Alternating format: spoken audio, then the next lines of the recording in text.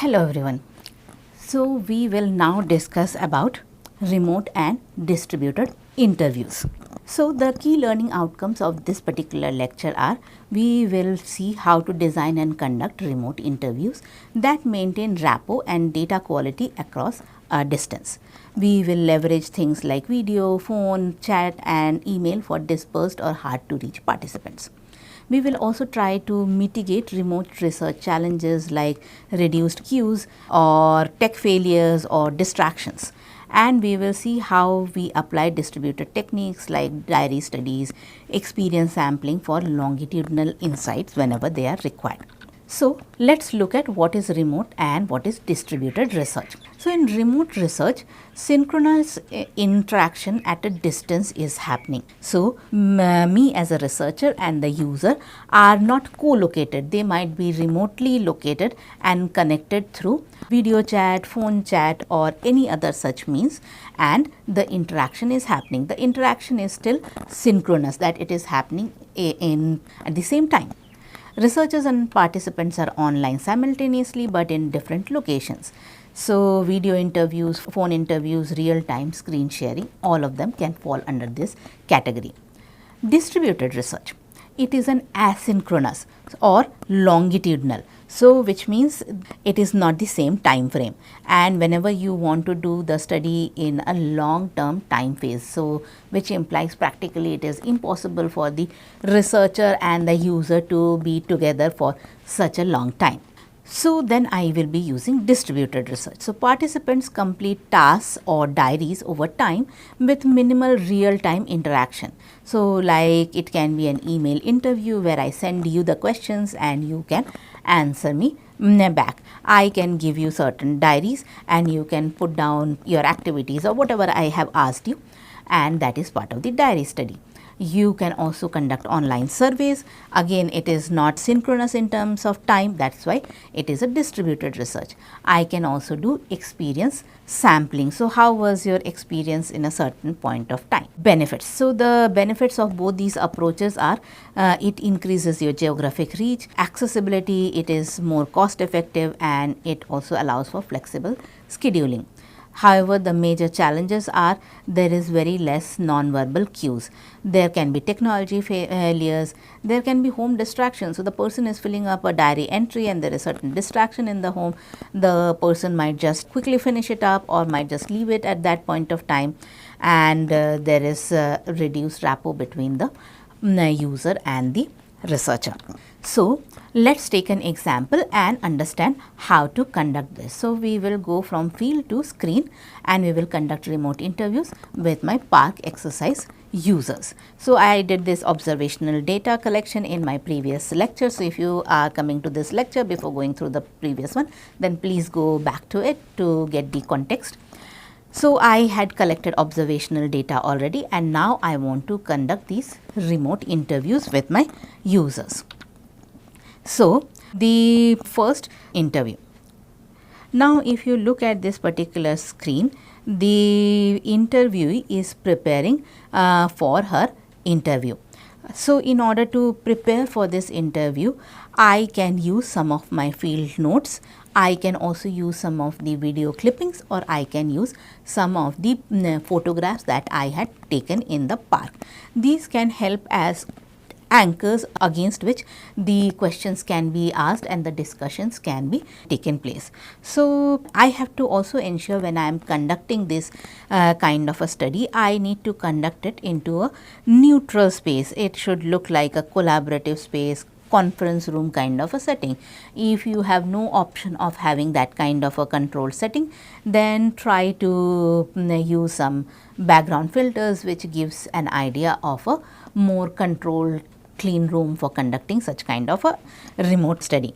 Some participants from the remote interviews can also be physically together. So in remote research, it does not mean that it is one-to-one, so one user and one interviewer. Some of the participants, let's say the entire Tai Chi group, they can come together and they can be in one of the screens and you can be on the other, and that way of conducting is also feasible.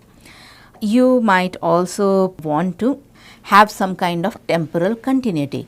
So if it is feasible, you can also send in advance these photographs, these video clippings to your user, and you can tell them that before we start the interview, 5 minutes before we start the interview, please go through all of these and then we will start the interview, because that might help you in having this temporal continuity. Now you might think of other ways of doing the same also, depending on the context that you are in. So this is the data that I have collected from my users, and it will be a good idea that I keep all these demographic data. Let's say for example the park activity data. Here you can see that there is a heat map that I have created. So try to create this kind of integrated data dashboards as a preparation before you even get started into this remote interview. This will help you in conducting these interviews in a more systematic manner. In case your participant does not agree with the heat maps that you have created or the bar graphs, because many a times it is our mental map, the user's mental map, that things might be happening in this particular way, or you just observed for very few days. So in those few days it might be a very typical situation which does not happen normally. So having all these data in front and being presented to your users while this discussion is happening helps you in validating your observational data as well. Now coming to conducting the remote interview. So let's say I am conducting this remote interview first with the Tai Chi instructor. So the Tai Chi instructor, she is the group leader, and I came to know about the same because after my observation on the field, I asked the group. So she said that she is the group leader. So now she is conducting this from her home, holding a tablet, and she is also seeing the Tai Chi class photo or the video clipping that becomes the anchor point for your discussion with her. So you can also ask your participant if they have a large screen. In this particular context, you can also ask them that if it is possible, then they can project it on a larger screen. Why I am trying to do this? Because I want to immerse the person into the actual situation as much as possible. In case it is not possible to do in that big screen, it is also fine that she can do it on her tablet. So the whole idea of this remote interviewing is I am trying to simulate as much as the real situation as possible. Now these decisions are supposed to be taken by the researcher on the basis of the context in which they are researching. So the interview context is about exploring the group dynamics and instruction methods and why she selected that particular location for doing that activity.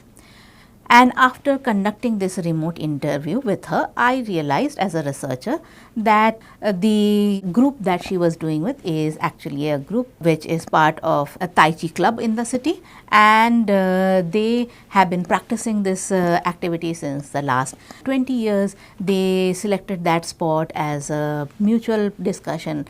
They also in the very beginning saw that some others were doing individual activities in that particular space. So they had to do some kind of negotiation with them in order to use that. So I can gather all these kind of information through this remote interview. Now let's say I want to do this remote interview with this calisthenic athlete. So in order to conduct this particular interview, I decided to have a different kind of a setting. So because I already had some kind of discussion after the observation, I asked him, do you perform your exercises in the gym or do you have a home gym as well? And then we asked him, okay, can we conduct the interview in that location if it is feasible? Or if that is not feasible, then I can again do the same kind of techniques, project on a bigger screen, or I can conduct it on a smaller scale. Whatever is the best possible way to elicit the same kind of a situation so that the person is immersed into the thought process of the exercise, the morning routine that this person was doing. You can see I am presenting to them all the heat maps, all the analysis also, which helps in getting better idea of this particular insight. So even when I am conducting this remote interview, I am trying to immerse the person as much as possible into the actual usage scenario. Now you might be conducting a remote interview to understand how people do washing of their clothes, and in this case the remote interview is happening that I am sitting there and the user is sitting on the other side of the screen, and we are both conversing, so the person can still answer your questions. But now because the immersion is not happening in the actual environment, the answers are gonna be decontextualized, they are going to be reflection of what they do. So there is a large chance of missing out onto things, or there is always a difference between what people say and what people do. So those differences can keep cropping on. So even when you are trying to do these remote interviews, try to immerse them as much as possible in the real usage scenario, and that will ensure that people forget less, and there is greater chance of you capturing the real sequences of events. Similarly, I can do this interview with the lady whom I saw who was running. Again, similar tactics I can use. Of course, they will not be wearing the hydration belt at home, but I can ask them specifically that please wear the hydration belt during this thing, and wearing it she might be able to remember more about her interactions with that. And I can also request her that if you can come dressed up for this interview wearing the similar kind of clothes to get a elicitation. However, none of this is must have, but if you are able to elicit more and more of these situations, they help in less forgetting of scenario. So now how will I connect my observation to the interviews? So let's say the Tai Chi group. I had seen that they were performing synchronized movements. I saw that the group had a group leader. So I have to ask these questions like, how are you able to manage these synchronized activities without any instructions? I felt like you were the group leader and everybody was following your activities. So my interview questions have to be asked as a follow-up. So when my interview questions are designed like that, I can get an idea that okay, the instructor has 15 years of teaching experience. Now, she chose deliberately that particular park and that particular location to achieve what she wanted to achieve. Similarly, for the athlete, I can see that this person observed that this person was doing all his activities alone. So in my interview, I have to ask questions to understand why that particular choice. So maybe my interview revealed that that was a deliberate choice of outdoor over gym for mental clarity and freedom. This person could have achieved the same thing in the gym also. So because I asked them these questions in the interview, I got to know the real reason why this person is using this open gym in the park. So the key takeaway is over here is observation captured what happens. And now when you are doing this interview, this could have been done with the group sitting across you also, but here in this case, just to explain remote interview, I put it down in that particular format. So interviews help you in revealing the why part of it. Now how will I combine the observation with this remote interview? So it helps me in doing triangulation. Triangulation means field observation plus remote interview. It gives you richer, more valid data through methodological convergence. So in any research, triangulation is very important. So I observe that somebody is using a smartwatch for tracking their fitness. It is my assumption because I am observing them do that. I really do not know whether they are doing it for that purpose or not. So when in the interview, I ask them the question, why are you doing it? And if they give me the same response, then I know that okay, this person is, so the data is getting triangulated. Now coming to photo elicitation. Whenever you try to show photos or videos, it immerses the users into the context and it prompts deeper reflection and recall of the context. Contextual richness is very important. Seeing the participants' home environment adds an additional layer to the analysis. So, if you have the option that you can conduct the interviews by bringing your interviews to your location, the lab location, versus conducting the interview in their actual location of work or home, try to prefer as much as possible their actual location, because the contextual richness helps you in collecting better data.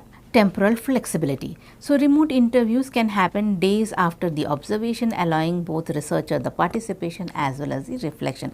That's one of the biggest benefit of doing that. Think about participant comfort. So, users are more candid in their own space than on site under direct observation. Then comes data synthesis. Dashboards and heat maps, they can be all used for doing this analysis of your observation and creating certain kind of patterns out of them.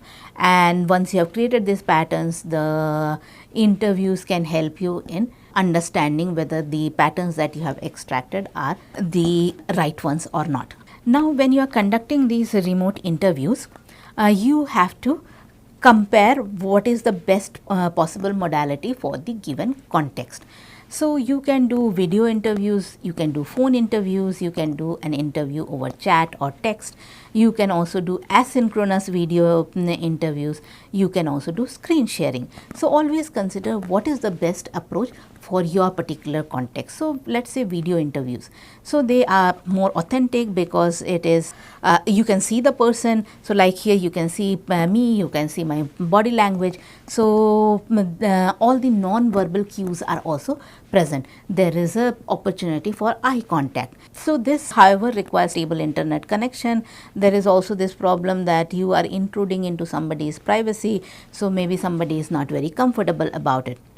However, it is very good when you want to do deep interviews. Phone interviews. So, it is low tech and it is way much more accessible than video interviews, but you totally miss on the visual cues.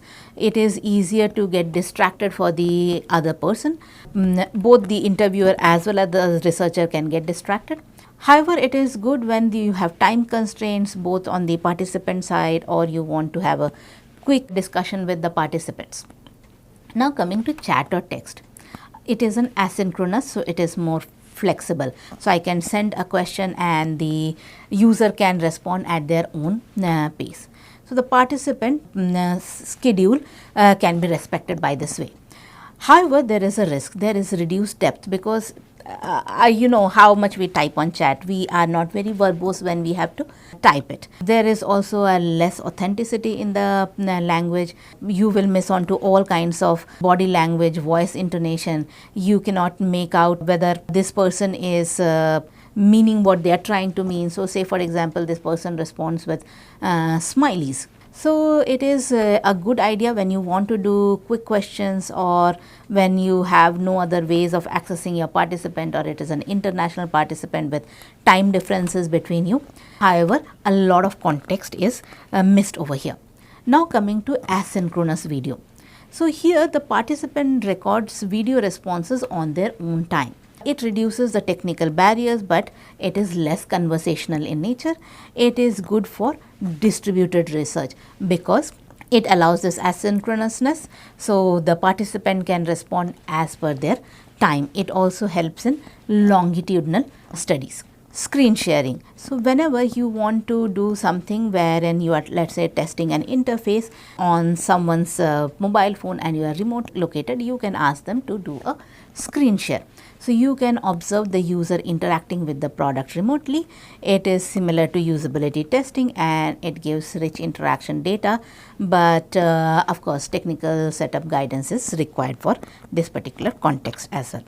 So, when you are trying to conduct these remote interviews, you have to again have a kind of a setup. So, first it is a pre-interview preparation where you will send technology instructions, you will test the links at least 24 hours before, you will confirm with your participants whether they are comfortable with the platform or not, and you need to also have some backup plans because in that point of time any technology might fail. Then the environmental setup. Try to ensure that there is minimum distraction. So at your end, you close all tabs at your participants and you can also ask them to do the same. Silence all notifications. You should try to have as much as possible a professional background. If not real professional background, use virtual professional background. Explain, you will take notes to reduce the non-verbal pressure. So if you are taking notes, the person might be waiting for you to get back to them, and they might not see what you are actually trying to do. Then coming to the opening rapport. Spend around first 5 minutes building a connection with your user. So small talk, explain study, confirm consent. These are easier to maintain over video. So when you're doing it on video, it has to be a little longer. On phone, it is little shorter. It is a few sentences long. Then coming to active listening, which is very important. So without this in-person cue, let's say you are not doing it on over video where the person cannot see your eyes, cannot look at your body gestures to get the cue that you are interested, then in that case, let's say it is a phone call, you should give verbal cues. There should be some affirmations. That's really helpful. Can you tell me more about it? Or you can give visual nods when you are on a video, and you give more verbal nods when you are on a audio only. Now coming to closing up and follow up. So any kind of user research, always we have to have a opening and a closing.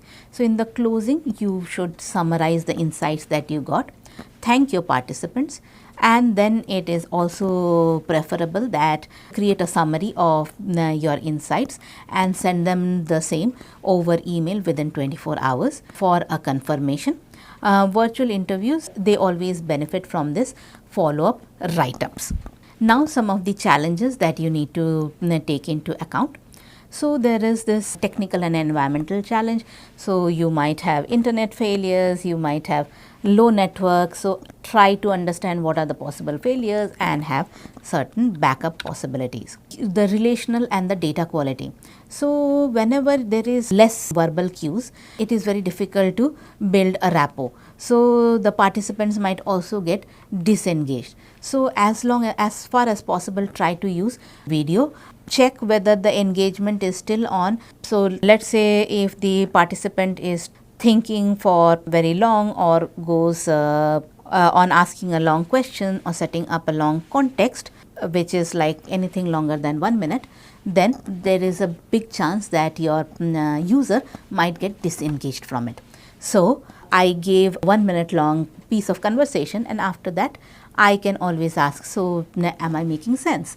So that gives feedback to the user that I have to respond now. So even if their attention was slowly starting to drift away, their attention is back to the moment. There is also a documentation burden. So you will have to do transcription, you will have to find the clips that you need to extract out, you will also have to do this cohort extraction. In case you are conducting all of these interviews in English and some other languages for which nowadays automatic tools are available, your job is more easier. However, if you are still conducting in languages for which these tools are not available, then this is a huge task to perform. So plan for these activities when you are planning for your interview. Now asynchronous and longitudinal approaches. So in that particular context, we use things like diary studies. So here I will give the participant and the diary and ask them to record their daily experiences, let's say for 1 to 2 weeks. So my prompt over here is, what fitness activities did you do today? How did the watch help or frustrate you? And the user is supposed to write it down every day. I can also do experience sampling. So the participants answer brief surveys at random intervals. So there is a push notification that I send them and they answer it. So it captures the moment by moment experience. So the benefit over here is it minimizes recall bias, there is high frequency, captures real emotional states. However, the limit is that it requires the mobile technology, and usually there is a high attrition rate, which means a lot of your participants will stop responding to these notifications. There is also limited depth per response.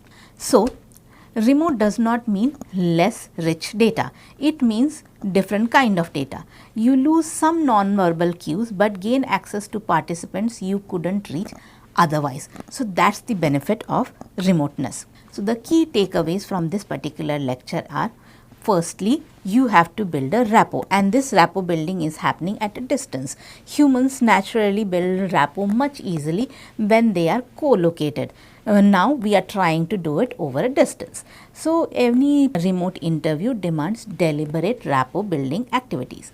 So prepare with field data, use warm-up prompts and maintain active listening cues on camera.